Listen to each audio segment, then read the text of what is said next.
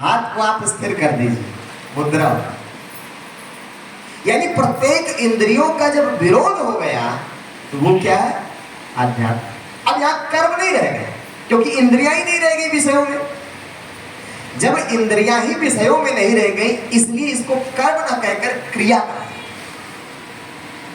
इसलिए इसको कर्म नहीं कहा था, क्रिया। अब सारी अतीन्द्रियों में आप चले गए, अब आपकी यात्रा इंद्रियों में नहीं रह गई, अब अतीन्द्रियों में हो गई, इंद्रियों के परे हो गई। अब आपकी यात्रा अतीन्द्रियों में होगी, इंद्रियों में नहीं होगी। तो इसलिए इसको कर्म नहीं कहते, क्रिया कहते। लेकिन जान लीजिए, ना तो कर्म पहुंच सकता है परमात्मा को जाना सकता है, ना ही क्रिया जाना सकती है परमात्मा। वो तो कृपा साध्य है, वो कृपा साध्य है, इसलिए तत्व वाली धारणा है। और ना वो जड़ है ना चेतन है, दिखाए ना आपको श्लोक में, ना वो जड़ है, क्योंकि जड़ तो कर्मकांड प्रधान, और चेतन आध्यात्म है।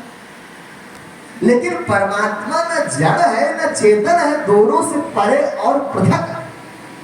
जड़ चेतन दोनों की उत्पत्ति होती है जहां से।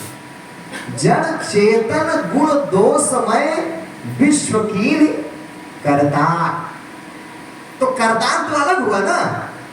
जड़ और चेतन से उसने दुनिया बनाई, सृष्टि बनाई, लेकिन कर्तार अलग है। तो ना तो उसको चेतन के विधान आध्यात्म या योग से जान सकते हैं, और ना ही कर्मकांडी विधान से आप जान सकते हैं। कर्मकांड जब आप करेंगे तो आपको क्या प्राप्त होगा? अंतिम स्थिति स्वर्ग। स्वर्ग सूक्ष्म जगत में। आप बताइए, जिसने जीव को ही नहीं देखा, हम कौन हैं? हम रहते कहां है शरीर में? देखना होगा अपने स्वरूप को, तो कैसे देखेंगे? जिसने यही नहीं जाना, जैसे उल्लू, अब उल्लू कभी सूरज देखा नहीं, और कहते कि नहीं सूरज कुछ नहीं है, सब बेकार चीज है, तो उल्लू की बात मान करके जानकार आदमी सूरज देखना छोड़ दे। अब उस सभा में उल्लू और चमगादड़ बैठे थे। तो कल जो हम 4 प्रकार के गुरु आपको बताए थे, वो सब उल्लू के रेंज में। क्यों? क्योंकि संसार और शरीर की जानकारी उनकी है।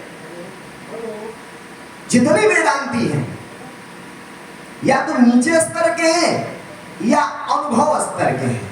जो वेदांती हो गए, पुरोहित से उठ गए, कथावाचकी से उठ गए, त्यागी तपस्वी सबसे गुजर के अंतिम स्थिति में गए, वेदांत में प्रवेश किए, गहन चिंतन और अध्ययन शुरू किए, तो आभासित जानकारी खाली उनके पास है। आजकल 4 अक्षर पढ़ लिए, पीएचडी कर लिए लोग। आप देखते होंगे यूट्यूब पर एक आते हैं, क्या नाम है उनका? बड़ी बड़ी दाढ़ी है, वेदांती है वो, प्रशांत, आचार्य प्रशांत। अब ऐसे ऐसे तर्क गोल मरोड़ घुमा करके अपने अस्तित्व को देखें कभी यार। जब अस्तित्व कोई नहीं देखेगा तो नरक स्वर्ग का परिणाम आप बताने लगे। यानी सारे शास्त्रों को आप झुठला दिए, सारे ग्रंथों को आप झुठला दिए। भगवान विष्णु जब गरुण जी को ज्ञान देने लगे ना, तो गरुण से कहने लगे कि हे गरुण, तुम तो मेरे भक्त हो, तुमको ये नरक और स्वर्ग नहीं मिलेगा। क्यों? क्योंकि तुम मेरे भक्त हो, और मेरे भक्त को तो यमराज प्रणाम करते हैं, और यमराज हमारे कार्य करता है, तो तुम्हें व्याप्त नहीं होगा, तुम परेशान ना हो। तो गरुड़ जी ने कहा कि मैं जानना चाहता हूं कि नरक में क्या होता है, क्या होता है। भगवान विष्णु कहने लगे, गरुड़ यद्यपि तुम मेरे भक्त हो, लेकिन यदि यातना हमने सुनाना शुरू कर दिया तो तुम खुद भयभीत हो जाओगे, जबकि तुम्हें व्याप्त नहीं होगा, तो तुम तुम्हारे भक्त। लेकिन यदि सुन लिए तो स्थिति खराब हो जाएगी। गरुड़ जी नहीं माने, भगवान सुनाने लगे। 1 अध्याय, 2 अध्याय, 3 अध्याय, जब 7वें अध्याय में पहुंचे, नरकों का वर्णन कर ली, कौन सा नरक में कौन सा दंड मिलता है। 27 प्रकार के नरक का वर्णन।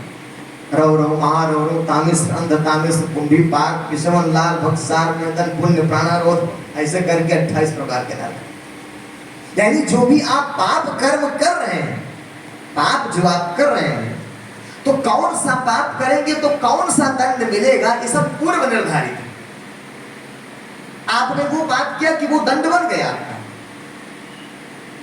और वो दंड स्टोर होता है